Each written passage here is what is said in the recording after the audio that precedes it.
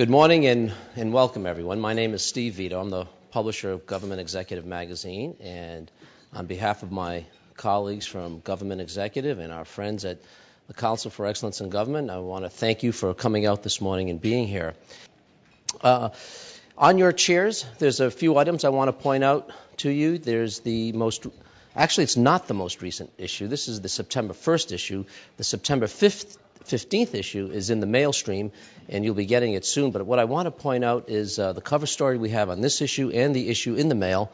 It is part of a series that we've had on the senior military leaders. This one featured General Moseley of the Air Force, the one at your table, and the one that will be arriving is with General Schoomaker of the Army, Chief of Operations at the Army.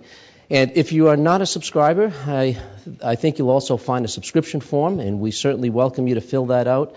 And there's a lot of terrific management information. It's a publication dedicated to providing best practices to you and the federal government in the context of the federal government. Also, there's a survey there. We're always welcome your comments on what we can be doing for topics for these breakfasts. We host them about twice monthly. And they're very popular. They're usually standing room only, and but nevertheless, we're open to hearing what you want to listen to and hear about. There's some sponsor material, and I think one of our sponsors, PRTM, also has a survey, so you might want to take a few minutes and help them out understand your needs a little bit better. But there's a lot of material, survey material and material they've handed out that I want to point out, and of course the bios for the speakers. Let me chat a little bit about our sponsors because, quite honestly, this is not something that is totally free of charge. There's no such thing as a free breakfast, right?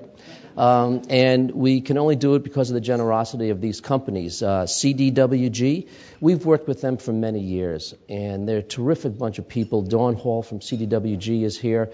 You cannot open and get into an issue of Government Executive without seeing their ad inside the front cover. They've been there for years, and we're very proud to have them. They are masters at fulfillment. No doubt you or your agency does work with them. I've been out to their facility. They have a brand new facility in Las Vegas. Terrific bunch of folks, and we're very, very happy that they've helped sponsor this today. PRTM is a company that is a consulting firm. They've been doing it for 30 years. They consult government and industry best practices on streamlining efficiencies and helping with strategic planning, operations, supply chain management, customer management, and they also have been a strong supporter of these breakfasts throughout the year, and we very much appreciate them. And Visa. Now, I think if we all look into our wallets, we'll probably find that logo in our wallet, but one of the things Bruce Sullivan here has taught me over the years is there's a lot more to that company than just their credit card. They offer a wealth of solutions for procurement officials. In fact, Bruce was with the Department of Defense in the Contracting and Procurement Office there for many years, and then went over to a senior leadership position in the government public sector area of Visa. And also terrific bunch of people, very strong supporters of the whole sense of good government. So please join me in a round of applause, show our appreciation of their support.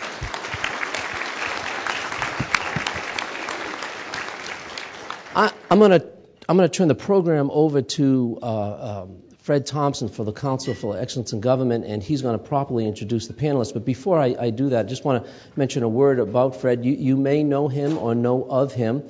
Certainly you know the Council for Excellence in Government, terrific bunch of people. We do a lot of work with them. The Excellence in Government Conference that we do in the summer every year, which, by the way, is moving to April next year. But we work very closely with them. They have a really good handle on the major issues, management issues in the federal government, and we use their guidance all the time. Fred runs the Fellows program there, and maybe some of you have participated in that program. In fact, there's a brochure on it if you want to learn more. Fred was with the federal government, started his career with OPM, moved over to the Treasury, primarily in the IT area and a lot of the human capital issues there. From the government, he went over to Unisys Federal, where he headed up a lot of their e-government initiatives.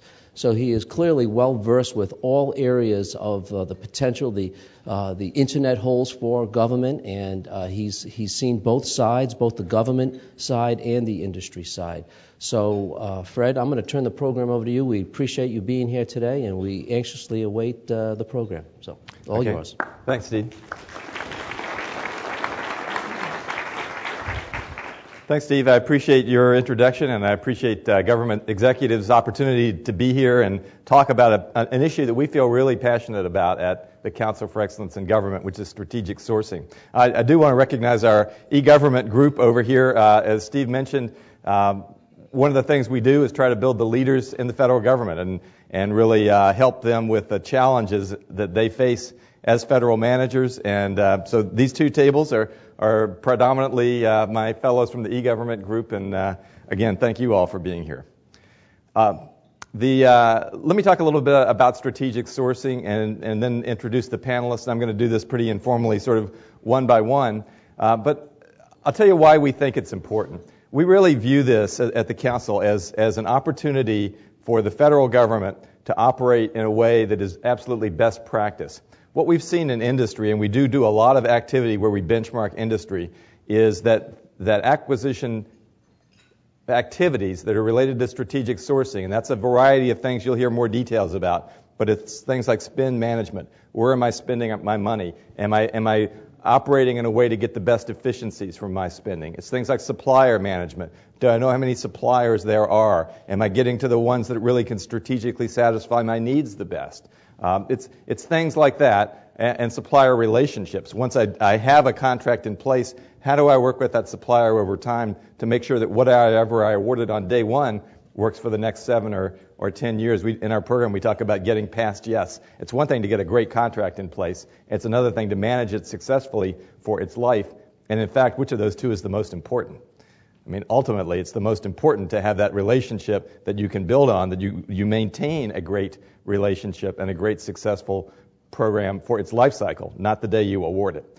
So all of those things are a part of this picture, and the private sector's success here is that they're saving 10 to 30% of all their acquisition dollars when they go into a strategic sourcing environment. If you look at the federal government, and this is why we're passionate about it, 40% of the dollars that the federal government, discretionary dollars that it spends, you take away grants, you take away Medicare, Medicaid, the entitlement type programs, 40% of the services and supplies that the federal government buys, it buys through acquisitions. And that's about $400 billion each year, every year. So if you save 10 to 30% of that, to quote Everett Dirksen, that's real money. And so not only is it real money, but a good part of strategic sourcing is aligning with the program managers, aligning with the leadership, and making sure that you're not just saving money, but you're meeting the mission of that organization more. It moves acquisition up into the center ring of leadership in the agency. And that's a difficult cultural issue, and it's a difficult personnel issue. And I think one of the other things we'll be touching on through this discussion is our workforce prepared to do that? And to what degree and extent does our workforce need to change? One of the things in private industry we've seen is that workforce has actually shrunk. We talk a lot about acquisition workforce and where we stand. In industry, it's actually shrunk, but it's gotten more professional, and people are paid higher wages to do this kind of work because they have to have more detailed expertise.